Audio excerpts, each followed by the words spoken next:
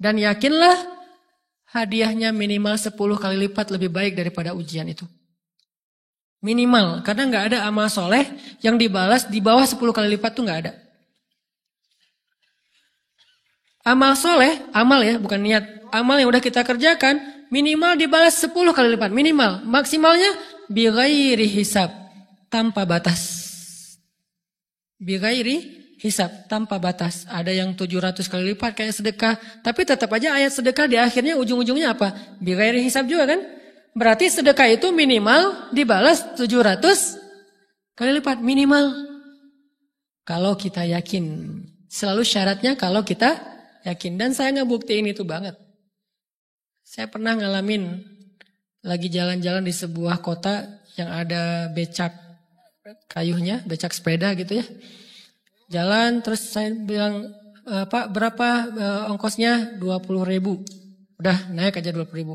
Karena kita keliling-keliling kota, ternyata saya jadi kasihan sama dia 20.000. Kasihan kan 20.000 dibayar keliling kota, walaupun pas mampir beberapa tempat mungkin dia dapat tips ya. Tapi saya nggak tega gitu, dia cerita tentang anaknya lagi sekolah, apa segala macam, makin bikin baper kan. Pas selesai, saya kasih dia 100.000. Dari 20.000 dikasih 100.000 karena kasihan. Dan saya yakin nggak mungkin sedekah itu sia-sia. Kan Nabi bersumpah kan, demi zat yang jiwaku di dalam genggamannya, tidak berkurang harta karena sedekah. Demi Allah kata Nabi, nggak berkurang harta karena sedekah. Berkurang harta karena belanja, ya. Berkurang harta karena pacaran, banget. Modal banget kan, apalagi buat cowok. Tapi berkurang harta karena sedekah, nggak mungkin kata Nabi. Demi Allah nggak berkurang harta karena sedekah. Berkurang harta karena istri, nggak. Karena memberi kepada istri itu pahalanya lebih gede daripada sedekah. Makanya ngemodalin pacaran setelah nikah itu tumbuh berkah. Modal pacaran sebelum nikah itu apes. Jadi kalau pengen modal nih, ngemodalin cewek, traktir, ngapa-ngapain, bayarin, jangan sebelum nikah. Sebelum nikah jadi orang pelit aja, nggak apa-apa. Tapi setelah nikah jor-joran ngasih, apalagi yang, bayarin semuanya. Kenapa? Pahalanya lebih gede daripada sedekah. Bahkan lebih gede daripada infak fi sabilillah. Seorang suami memberi nafkah istri, itu pahalanya terkadang lebih besar daripada kita berinfak untuk fi sabilillah, untuk korban perang. Saya heran kalau ada orang sedekahnya rajin tapi ke istrinya kikir, aneh, berarti dia nggak ngerti konsep. Padahal memberi kepada istri itu selama itu kebutuhan pokok ya, dan sedikit entertain, nggak apa-apa asal nggak berlebihan, itu luar biasa. Makanya saya kalau jalan sama istri yang yang mana? Itu yang Onit suka. Oh ya, Onit suka. Kasih aja. Kenapa? Minta ini. Kasih.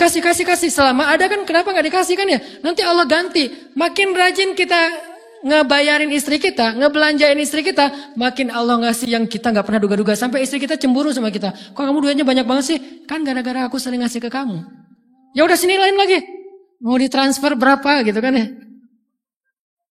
Saya ngasih 100.000 ke si bapak. Dan saya yakin teman-teman sedekahnya pasti lebih dari itu karena 100.000 saya sebut. Kalau 1 juta ke atas saya nggak mau nyebut, malu dong, ria ya.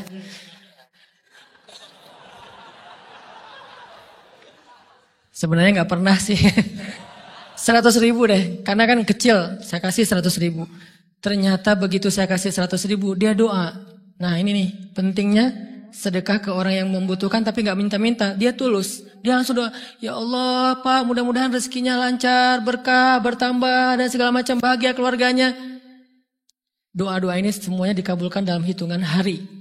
Pertama bertambah bahagia rumah tangganya, dapat kecupan dari istri. Dia nganggap suami saya cowok banget sih. Mulai 1 nih. 2, demi Allah selang 15 jam kalau nggak salah, karena waktu itu malam, besok paginya ada orang yang ngejar-ngejar saya pengen ngasih hadiah. Ustadz saya pengen ketemu Ustadz. Maaf saya nggak bisa ketemu sekarang, lagi rush, lagi tight schedule gitu-gitu lah, sosok gaya nggak jelas gitu ya. Terus Ustadz saya pengen banget ketemu, dia nggak ngomong pengen ketemu apa.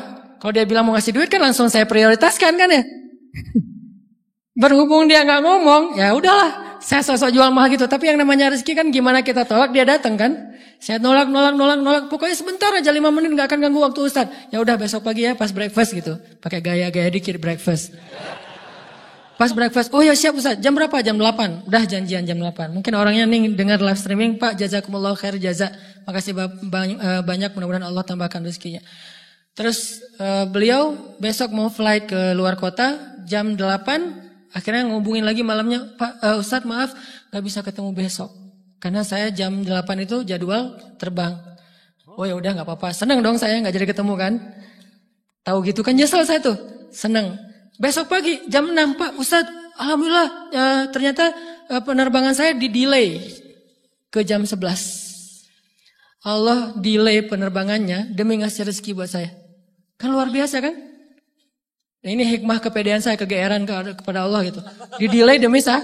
Kan kadang-kadang GR ya di depan Allah ya. Robbi akraman kan gitu ayatnya. Allah memuliakan saya dengan istighfar tetap. Akhirnya saya bisa ketemu Ustadz. Saya nggak baca WA-nya. Terlambat baca, baru baca jam 8. Dia udah mulai agak putus asa. Kayaknya udah gak mungkin ketemu nih. Jam 8 pas saya baca, ternyata orangnya nggak di delay. Ya udah saya balas, ya udah sekarang saya tunggu ya jam 9. Maaf, cuma sebentar. Nggak apa-apa Ustaz, 5 menit. Datang dia. Datang ngasih apa? Ngasih duit 200 juta. Demi Allah. Cuman berselang beberapa jam, saya tolak-tolak. Tahu gitu Pak, datang malam ini aja.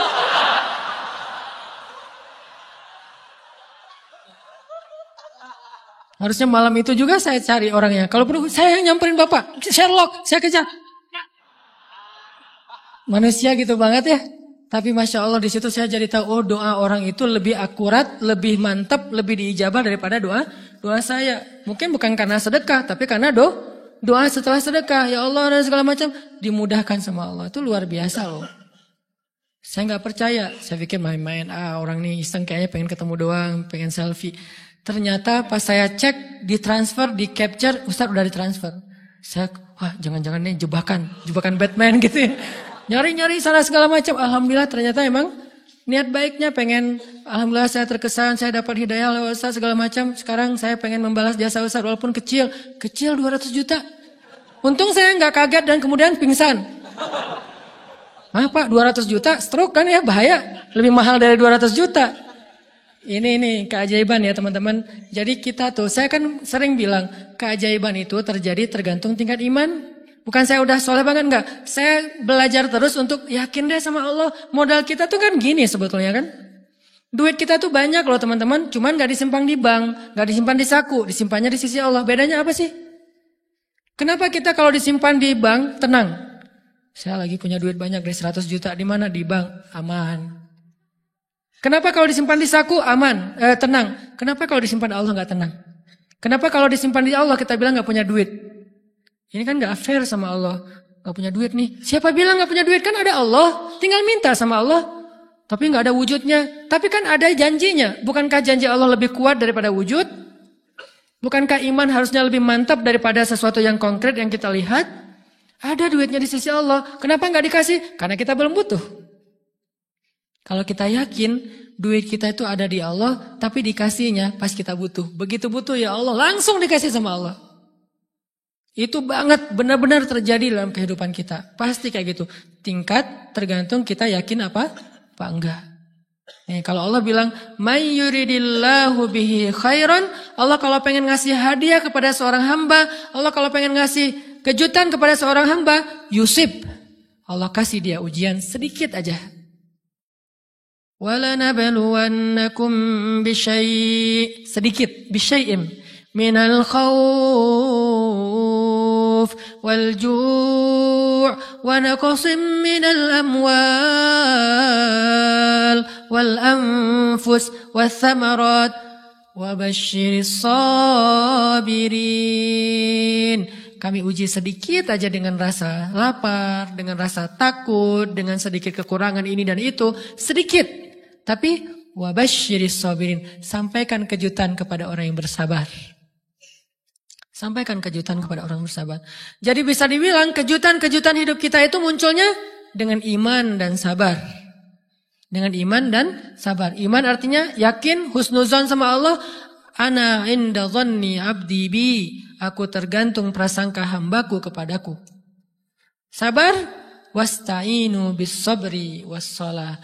Minta pertolongan Allah, caranya dengan sabar, kemudian dengan sholat. Pasti Allah tolong. Ustaz, saya udah sabar. Sabar lagi. Isbiru wasabiru. Kalau udah sabar, bersabar lagi. Sampai kapan Ustaz? Sampai Allah Subhanahu wa taala benar-benar mengakui kesabaran kita. Setelah itu Allah pasti kasih. Terus apa yang harus saya lakukan Ustaz? Buktikan di hadapan Allah kita itu hamba yang penyabar. Jangan bilang ya Allah saya kan sabar. Jangan, tunjukin aja. Ya Allah kurang apa lagi dari saya? Tunjukin aja. Nanti Allah sendiri yang akan memberi kita gelar sabirin. Sehingga Allah bilang wabasyiris sabirin. Sampaikan berita gembira kepada hambaku yang sabar. Dan kalau Allah udah ngasih berita gembira, itu beruntun loh. Kita sabar kayak Allah tahan dulu nih ya. Kejutan. Allah tahan dulu hadiahnya buat kita tuh. Ditahan, tahan. Makin lama makin sulit pastinya. Makin lama makin berat, makin lama makin berat, makin berat. Begitu.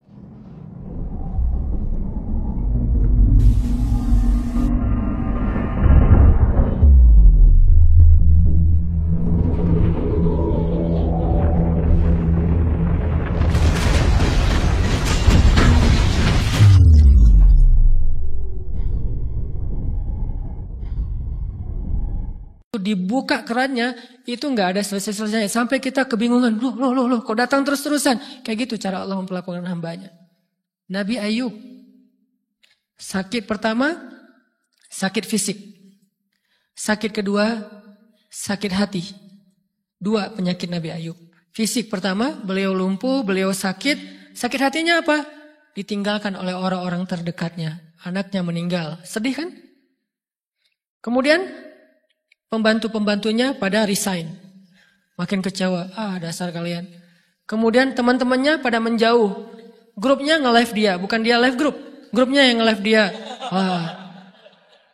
Orang unfollow. Tiba-tiba followersnya tinggal satu doang. Yang tadi ada ribuan. Sekarang tinggal satu. Istri satu-satunya yang masih setia mendampingi beliau. Tinggal satu followersnya. Kebayang gak tuh? Yang posting udah sepi. Udah gak ada yang nge-like. Istri aja yang nge-like. Ini nih Nabi Ayub.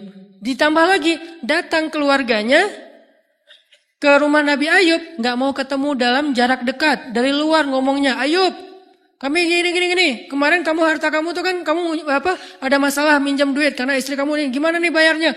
Terus mereka tutup muka gak mau tertular. Mereka bilang jangan dekat-dekat dengan Ayub. Yang lebih parah lagi ada yang sampai nuduh gini. Ternyata ya kamu itu selama ini bukan orang soleh. Selama ini kamu tuh pura-pura pencitraan ordai. Ini buktinya nih. Ternyata akhirnya Allah tunjukin juga. Borok kamu, aib-aib kamu. Ternyata kamu itu selama ini orang munafik. Jadi Nabi Ayub malah dituduh orang jahat. Orang yang terkutuk. Yang selama ini mencitrakan diri sebagai orang baik. Gara-gara sakit itu dituduh demikian. Sedih luar biasa. Bertahun-tahun. Ada riwayat mengatakan 17 tahun. Ada yang mengatakan lebih atau kurang. 17 tahun. Ditahan semua kebaikan oleh Allah. Kecuali satu. Iman. Sehingga Nabi Ayub tetap yakin Allah maha baik. Pokoknya yakin Allah maha baik. Allah gimana pun diuji Allah maha baik. Diambil anaknya Allah maha baik. Diambil kesehatannya Allah maha baik. Diambil hartanya Allah maha baik. Jadi orang yang tadinya paling kaya di negerinya sekarang paling miskin di negerinya. Kebayang gak tuh dibalik 180 derajat. Yang tadinya paling kaya, gak ada yang lebih kaya daripada Ayub. Sekarang yang paling miskin, gak ada yang lebih miskin daripada Ayub. Allah maha baik, Allah maha baik, Allah maha baik. Husnuzan kepada Allah. Dan itu gak sehari 2 hari. 17 tahun husnuzan kepada Allah. Pada puncaknya ketika istri beliau harus menjual rambut, gundul, potong rambut, dijual demi apa? Udah gak tahu lagi ngemodalin apa untuk ngasih makan Nabi Ayub. Akhirnya nyari-nyari kerja gak ada yang nerima. Jual rambut, pakai jilbab, di rumah gak buka-buka jilbab. Ayub curiga. Yang kenapa kamu gak buka jilbab di hadapanku? Enggak apa-apa. Kan lagi musim panas, enggak apa-apa. Akhirnya Nabi Ayub minta tolong dibukain ada apa? Curiga kan? Pas dibuka udah botak rambut istrinya. Nabi Ayub menangis. Kenapa? Apa yang terjadi? Istrinya bilang, suamiku enggak ada lagi modal buat kita makan. Saya cari-cari kerja sana sini, enggak ada yang nerima. Bahkan untuk mandiin hewan aja enggak diterima. Akhirnya saya jual rambut saya, mudah-mudahan bisa untuk kita makan beberapa hari. Istrinya keluar, Nabi Ayub menangis, baru Nabi Ayub berdoa. Itu juga doanya malu-malu dan husnuzon. Malu-malu, husnuzon. Gimana kalimatnya? Rabbi, massaniyaddur. Ya Allah, saya sakit. Gitu doang ngomongnya. Bukan, ya Allah udah sekian tahun saya sakit, saya gini, saya gitu. Enggak. ya Allah saya sakit. Wa anta arhamur rahimin. Tapi tetap ya Allah buat saya engkau yang paling baik. Coba masih ngomong gitu. Arhamur rahimin. Gak apa-apa. Jadi seolah-olah mau ngomong ya Allah saya sakit. Tenang saya gak ngeluh ya Allah. Engkau tetap yang paling baik. Gitu coba Nabi Ayub ke Allahnya tuh. Langsung Allah munculkan mata air di bawah kaki Nabi Ayub. Tiba-tiba beliau jadi basah, mandi, sembuh semua penyakit, rontok dengan semua luka-lukanya. Dan wajah Nabi Ayub semua tubuhnya menjadi muda. Yang usianya tadi udah 80-an tahun. Tiba-tiba menjadi di antara 35 tahun. Itu usia ideal. Maaf ya, saya usianya kurang lebih segitulah. Usia penduduk surga antara 30 sampai 40 tahun. Itu usia penduduk surga. Dan usia itu mempertemukan dua kebaikan. Fisiknya sudah sempurna dan akalnya juga kebijaksanaannya sudah sempurna. Kalau di bawah 30 tahun, fisiknya sempurna, akalnya belum sempurna. Kalau di atas 40 tahun, akalnya sempurna, fisiknya sudah berkurang. Antara 30, 40, 45 ya kurang lebih segitulah. Nabi Ayub menjadi muda lagi. Jadi keren. Persis kayak masa mudanya. Jadi kalau ngelihat foto yang postingan pertama di Instagramnya tuh mirip nih. Kan udah postingan yang ke-1000 ya. Udah berapa tahun dia pakai akun yang sama. Wah, mirip dengan yang dulu. Istrinya datang. Begitu datang, astagfirullahaladzim. Ada cowok keren di rumahnya. Tapi mirip Ayub. Cuman gak mungkin ini Ayub. Langsung nyari Ayub. Di mana Ayub? Kata Ayub, saya Ayub, suami kamu. Enggak, kamu bukan Ayub. Suami saya itu udah tua. Suami saya sakit-sakitan. Kamu bukan Ayub. Mirip sih. Akhirnya, saya Ayub, apa buktinya kamu Ayub? Ditunjukkan buktinya oleh Nabi Ayub. Apa buktinya? Nabi Ayub menyampaikan beberapa kenangan mereka berdua di masa lalu yang gak ada yang tahu kecuali mereka berdua. Itulah pentingnya kita menyimpan kenangan.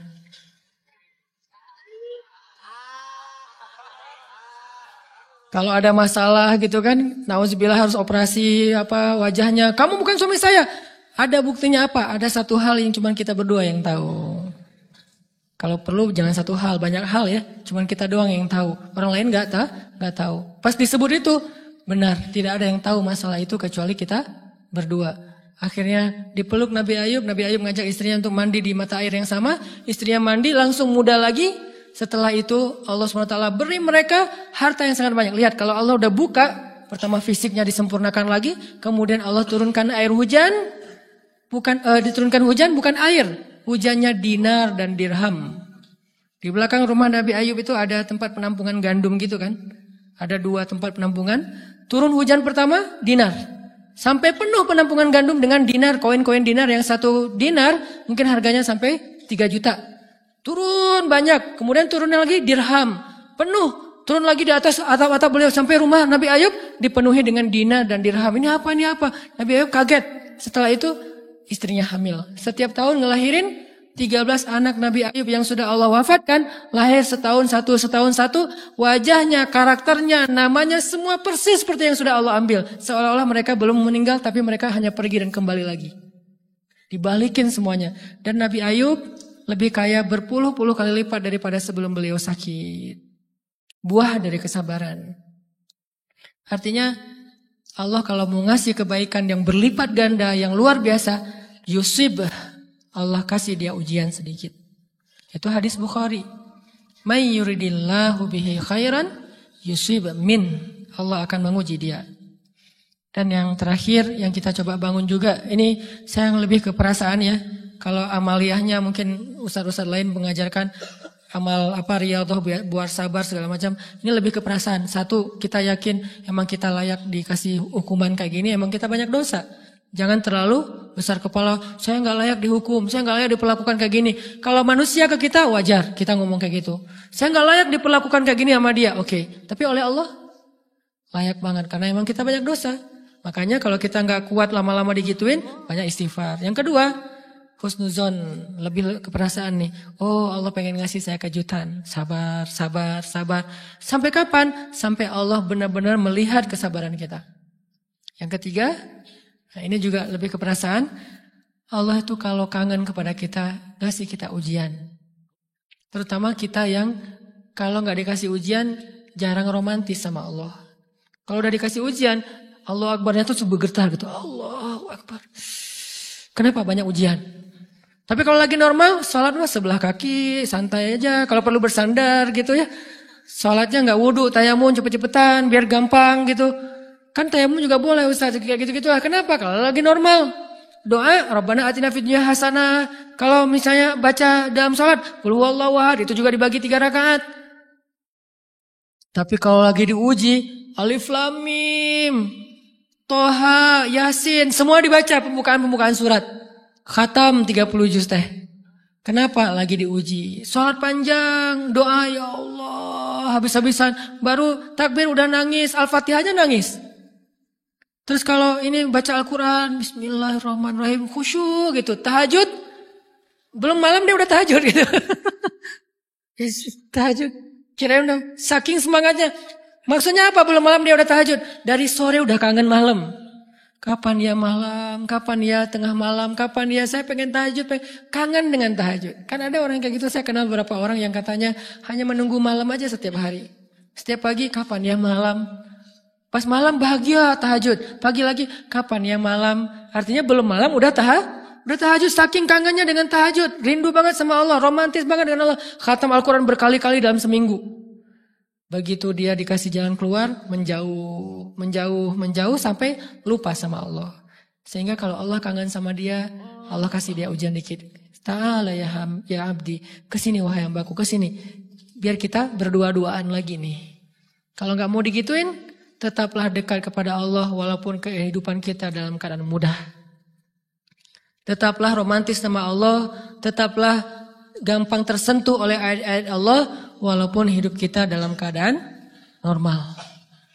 Mudah-mudahan 3 rahasia ini bisa menjadikan kita berhusnuzon dan terbangun awareness kita ketika kita lagi diuji. Terutama ujian-ujian yang spontan muncul dari kata-kata teman kita, dari sikap orang lain. Langsung ingat, oh saya emang ada dosa yang mau Allah hapus. Oh habis ini mau dikasih kejutan. Oh Allah lagi pengen dekat sama saya. 3 hal ini mudah-mudahan terus kita latih. Awareness-nya yang dilatih, bukan hadis-hadisnya yang dihafal. Mudah-mudahan ketika diuji spontan, kita langsung sadar, langsung balik on the track. InsyaAllah Allah subhanahu wa ta'ala istiqomahkan kita fis-sarra wa fit-dharra, dalam keadaan suka maupun dalam keadaan duka.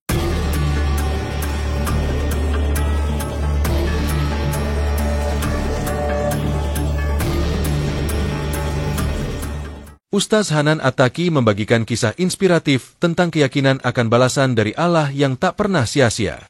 Ia menekankan bahwa setiap amal saling minimal dibalas 10 kali lipat, bahkan bisa lebih tanpa batas, tergantung pada keyakinan kita. Ustaz menceritakan pengalamannya saat bersedekah kepada seorang tukang becak yang membuatnya terharu. Ia memberikan Rp100.000, jauh lebih besar dari ongkos yang seharusnya, hanya karena merasa iba dan yakin bahwa Allah akan menggantinya. Tak disangka, hanya dalam hitungan jam, ia mendapatkan rezeki yang jauh lebih besar dari orang tak dikenal.